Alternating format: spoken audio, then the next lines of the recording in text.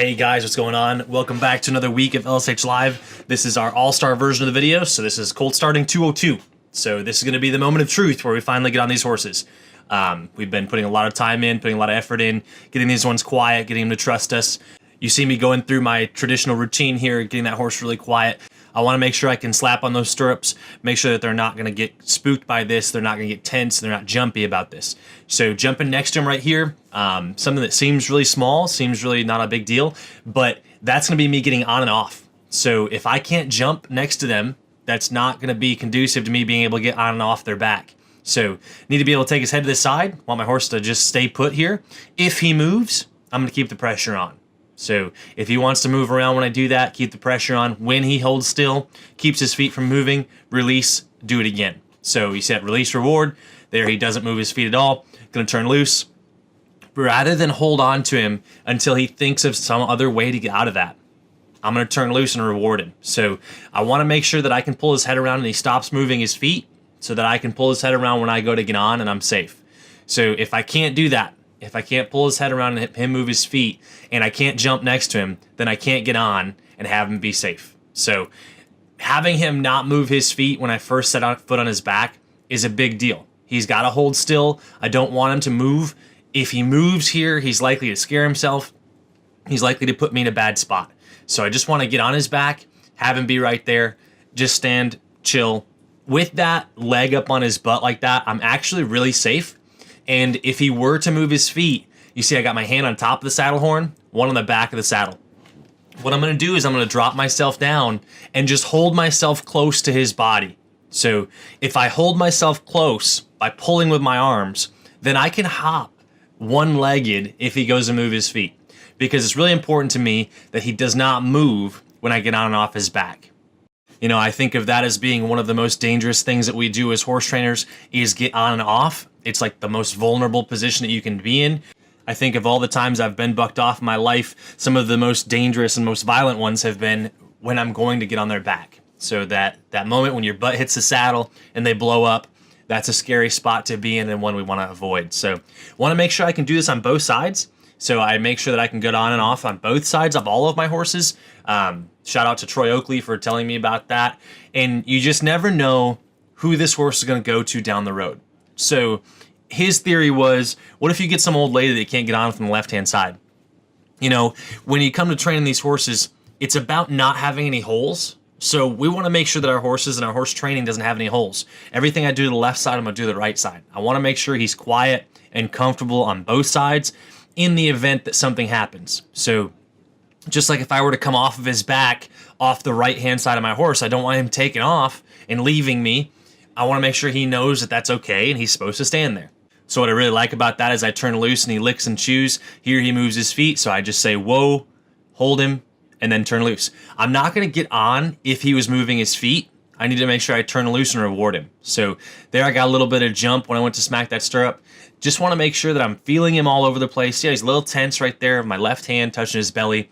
He's a little tight on this side, and that's just from not getting much exposure this direction. You see, it's a little awkward for me even to get on and off this side, but something that's really important. So make sure that you go through, you put your time in, get both sides. One of the big things that I'm doing here is I'm turning loose or I'm getting off his back before he makes a mistake. So that's really big to me because I don't want him to screw up because it puts me in a bad spot and then I have to correct him. And I'm not looking to make corrections on this horse. I want to show him new things, introduce him new things, and take those things away before he gets bored of them. So you see the look on his face right there. He's curious, he's concerned, he's not sure what's happening. I like that in a horse. I don't want him to be uninterested. I don't want him to not care about what I'm doing. I want to just get in, do something, have it be kind of exciting, kind of new, and then be done. So it goes back to what we've been talking about this whole way through, where it's about making sure that things stay new and interesting to your horse, because if there's ever a time that he gets bored, he's going to make mistakes. He's going to look for ways out that I don't want him to have. So by taking the pressure away quickly, I can kind of keep things exciting for him rather than have it be kind of boring and old school, and then he's going to just get into trouble because he's bored. So just like a kid in school, right? If they're not challenged, if you don't satisfy their natural curiosity, then they're going to look for ways out, and they're going to make mistakes on their own that may or may not be related to your training process. So here you can see different horse, same entire process entirely. I go through this same process with every single horse, regardless of their talent level, regardless of how quiet they are. They've got to stand relaxed here. So you see how he's resting a back leg. Every time I get it on and off, he kind of pops his head up in the air. Again, something I just make a note of. I want to make sure that he's relaxed and quiet through this whole deal. So really using my powers of observation here, watching my horse all the time. So I see him lick and chew and drop his head as I walk up to him. Really like that. He does get a little bit chargy there, so I'm going to take those steps back and then go right back to work. This horse was kind of notorious for wanting to be in my space. So you'll see me keep his head, neck in the middle by using my chain and using my halter. And every time I go over to the right side of this horse's face, he wanted to dive into me. By taking that halter and twisting that snap into his face, I can keep him away from me so that he respects my space. So this is just kind of a pushy gelding sort of thing. And you see he has not been worked much on this side at all. So we're going to get more of that feet moving. You see I just say whoa and move with him. When he stops moving his feet for a second, turn loose. And that's going to be the same when I go to get on his back and I go to stop him under saddle. If I get him to stop moving his feet when I pull his head to the side and say, whoa, I'm done, and I leave him alone. So always make sure that you work both sides. Always make sure that your pressure and your release is clear. So you see how much softer he is giving his face to that side now. And that's what I'm looking for. I love that his head drops down. Remember when we started these horses a week ago, they had their heads up in the air and they were pretty standoffish through the whole thing. If you notice the look in their eye now, they look soft, they look submissive, they're kind-eyed. He's interested in what I'm doing, but he's not pushy. That's what we're looking for. So, and one of the cool things about watching this is you see how much this horse really loves when I pet on him. And I love that. I love a horse that starts to understand the reward. You see him take a big puff right there. He really appreciates being pet on. And that's what I'm looking for in my horses. So I want to make one that seeks the reward and looks for that reassurance that he's doing the right thing. You see here he wants to move, so I just keep him tight to me right there, pet on him, and I can turn loose here in just a second. So if he's not trying to bite my leg. So that's what I'm looking for. You see he's a little bit jumpy. He thinks he can get in trouble for nibbling on my leg. I just kind of ignore it unless he actually takes a swipe out of me. But doing this again and again. So lots of repetition here, making sure he does not move his feet when they get on and off. That's one of the key tenets to my program is they cannot move their feet when you first get on. I want you to be able to get on these horses, find your stirrups, get situated, feel your horse out before they ever take a step, because that first step, if you've ever been on one, can be a little bit frightening.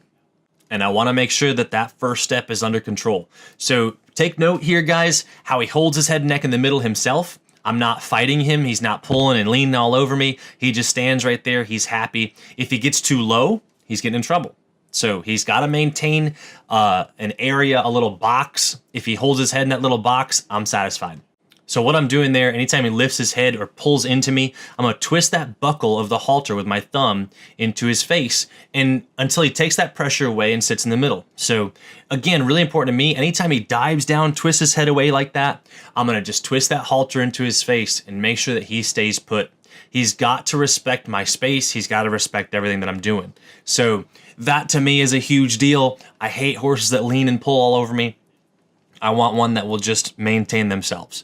So again, if he stays in this little spot, I'm satisfied. Unfortunately, I don't have any footage of the very first ride I put on these horses, but I do have some of the later footage, but we're going to revisit this in the next video. So here's what this horse looks like now. Here's our third or fourth ride on this horse, just to show you guys how quiet they can be. And remember how he started bucking and leaving that saddle. But I want to revisit an old horse that we did. This is Enzo. You guys should know him if you've been following our videos. And the cool part about this is I've been starting colts the same way for a long, long time. So this colt started the exact same way. We want to make sure that we're putting these horses in good situations, getting their trust, getting their confidence first. This one was a little unique in that he'd been handled a lot before he came to me. So we spent a long time trying to get our groundwork right before we ever got on his back. So making sure that he's really quiet when we go to step off. Macy's going to lunge me here So this is key to my program, and I think this is a piece that a lot of people miss, and this honestly is what has saved my butt more times than not. So we want to avoid having to kick when we first get on these horses. The horse is not going to know what it means. As a rider, we're more prone to panic when we kick. It is way, way, way too hard to get your horse to take your transitions without help on the ground. They do not understand at all the person on the ground going on their back and kissing and clucking and kicking their belly means the same thing as the person on the ground lunging them. So I want to keep things the exact same as they were before. By keeping Macy in the middle, he has that to fall back on, and all I'm doing is adding a person onto his back. So that is really the same as adding the training wheels to their sides. It's not any different. So my goal for my very first ride is to take my horse and go from not having someone on his back to not knowing the difference when someone is on his back. So because he's learned so far to not care about the tires and stuff, he shouldn't care about me being up there. The only time that he's going to care is if I make loud noises, sudden movements, if I kick him, if I'm doing things that he doesn't know. So what I want to do is I want to get him comfortable with just the idea of someone sitting there. My very first ride, my goal is to stay as quiet as possible and act like I'm not even there.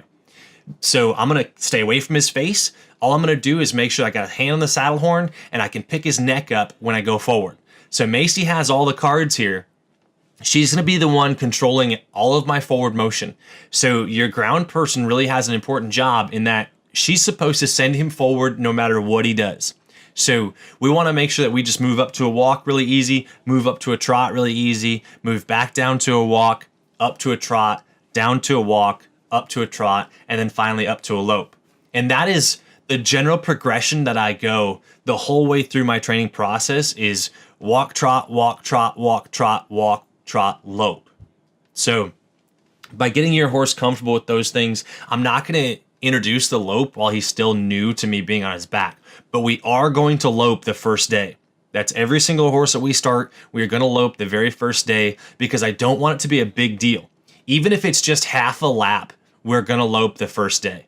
So I'm gonna put myself to the test here and see if I do that same order of operations, if I lope him off right here. I bet I don't.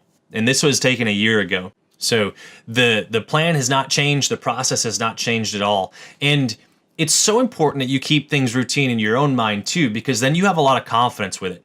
You can see when I ride these horses, I'm super confident, and that's a lot of the big deal, is making sure that you're really confident when you go to do things. I want to know that my horse understands and feels that I'm the leader.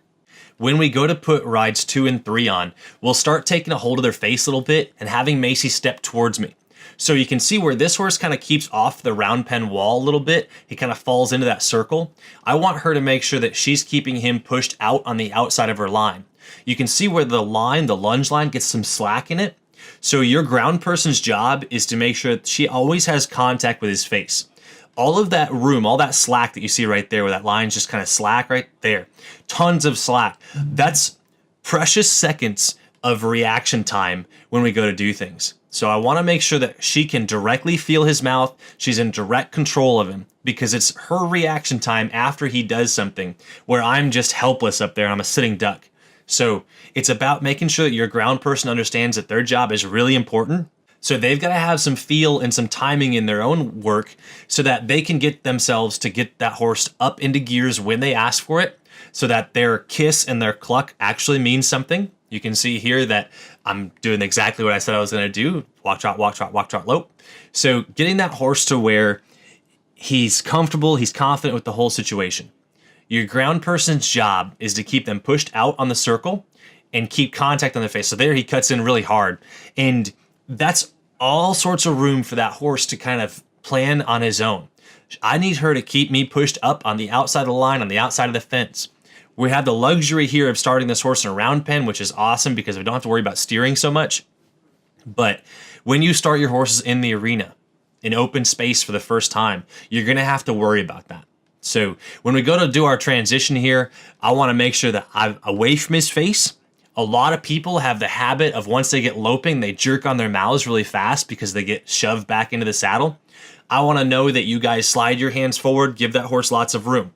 You don't have any control off your hands right now, So there's no sense in hanging on his mouth and making him mad and not understanding what's happening. You're going to tear up your up transitions, your forward transitions, like your trot to lope transitions, by jerking on their mouth because you lost your balance the second you got loping.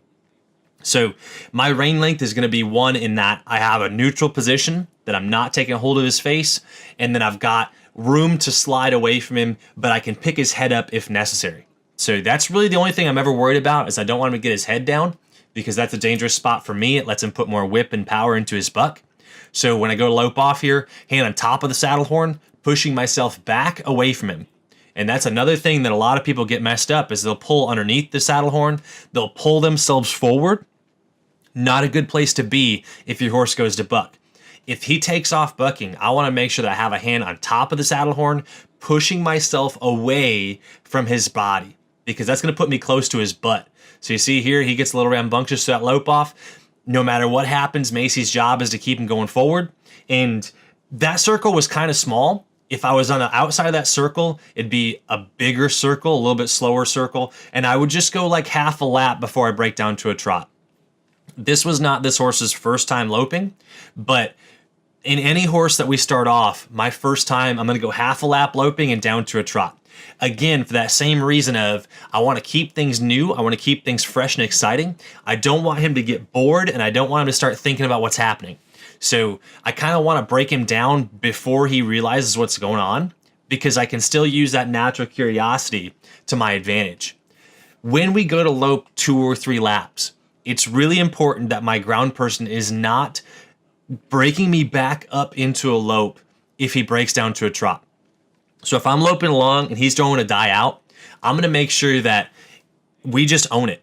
I'll just say, hey, and break him down and act like I wanted him to trot.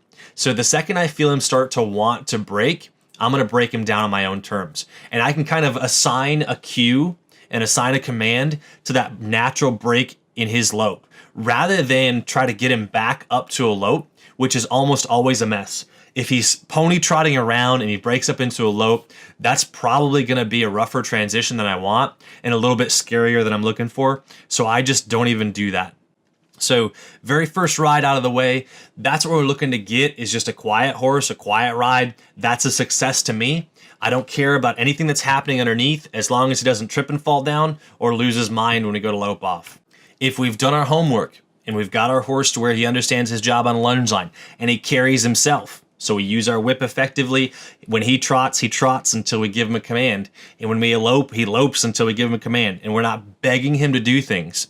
We're going to be in great shape for this first ride, and it's going to go smooth. It's going to be super easy. So that's what we're looking for. That's it for today's video, guys.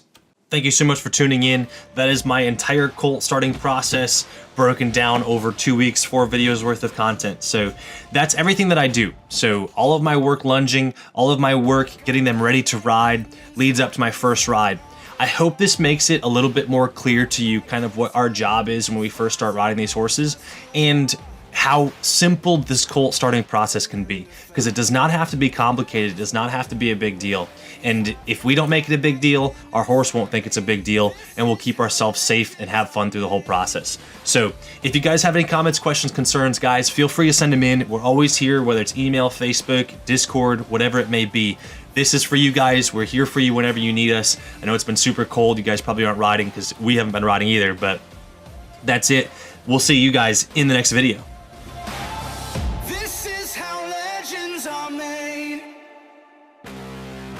I'm cranking up on the throttle, victory is mine.